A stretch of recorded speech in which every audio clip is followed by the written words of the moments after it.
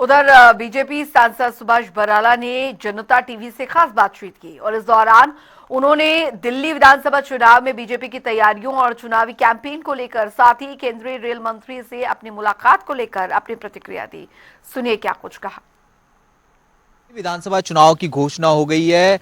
किस प्रकार से भारतीय जनता पार्टी दिल्ली विधानसभा चुनाव को रणनीति बनाती हुई नजर आ रही है, हम बात करने की कोशिश करेंगे। हमारे साथ हरियाणा से सांसद सुभाष बराला जी हैं। सर, विधानसभा चुनाव घोषित हुए हैं, कितनी तैयारी भारतीय जनता पार्टी की है और हरियाणा का कितना असर पड़ता हुआ नजर आ सकता है? देखिए, दिल्ली प्रदेश की जो हमारी पार्टी की इकाई है और केंद्रीय नेतृत्व है, इन्होंने पूरी योजना तैयार कर रखी है कि दिल्ली का चुनाव किस प्रकार से धीरे धीरे करके जैसे जैसे आगे बढ़ेगा, इसको लेकर के चलना है।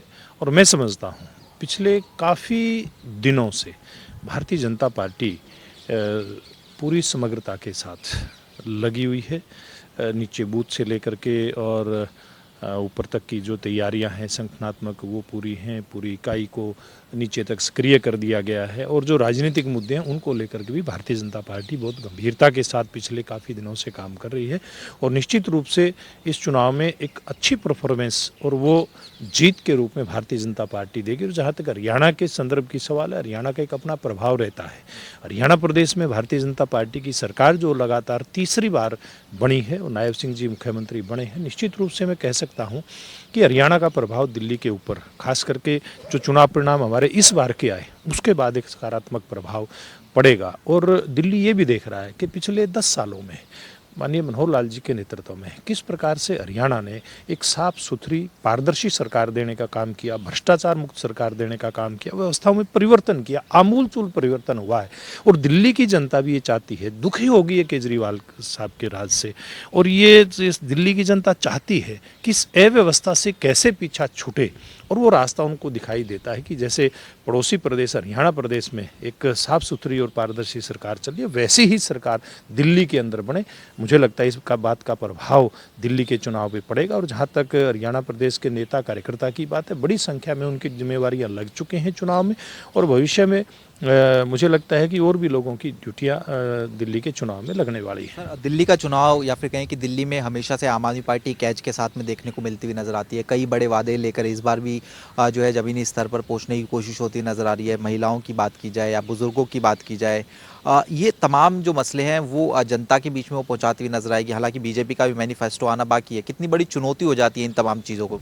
देखिए, दिल्ली में जो सरकार चली है इन पिछले सालों में, तो दिल्ली की जनता ने ये भी देखा है कि केजरीवाल जी अपने जो मुद्दे ये लेकर के आते हैं उनके प्रति गंभीर नहीं है, किसी भी बात को सिरे नहीं चढ़ाते हैं।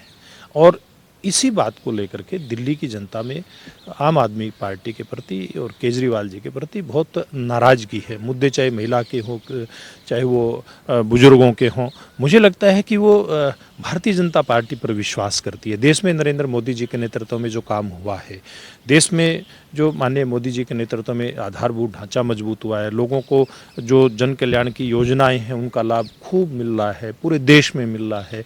और गरीब लोगों का जो जीवन स्तर है वो ऊपर उठा है। गरीबी रेखा से नीचे रहने वाले लोगों की संख्या में गुणात्मक सुधार हुआ है, उसमें लोगों का जीवन स्तर उठा है।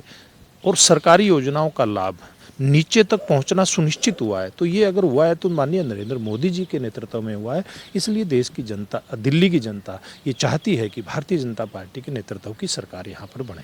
सर, इसके अलावा एक अंतिम प्रश्न ये कि आपकी मुलाकात केंद्रीय मंत्री अश्विनी वैष्णव से हुई थी, किस प्रकार की सर चर्चा रही, क्या कुछ मसले जो है उठाए गए? देखिए, इसमें रेल विभाग से संबंधित, चाहे वो हमारे हिसार से और चंडीगढ़ कालका की ट्रेन की बात हो, या फिर जो दिल्ली से चल करके हरियाणा, पंजाब और हमारे टोहाना से होकर के जो ट्रेनें गुजरती हैं उनकी बात हो, या अन्य जो कुछ आधारभूत ढांचे के संदर्भ में मेरी डिमांड थी माननीय रेल मंत्री अश्विनी वैष्णव जी से, उनके संदर्भ में मैंने चर्चा की है। और उन्होंने बड़ा सकारात्मक रुख इन सभी विषयों के प्रति दिखाया है। और मुझे लगता है इसमें ज़्यादातर मांगे बहुत जल्दी हमारी पूरी कर देंगे। बहुत बहुत शुक्रिया। हमारे साथ में सुभाष बराला जी थे, जनता टीवी से तमाम मसलों को लेकर खास बातचीत कर रहे थे। कैमरामैन मोहित के साथ स्पर्श शर्मा, जनता टीवी, दिल्ली।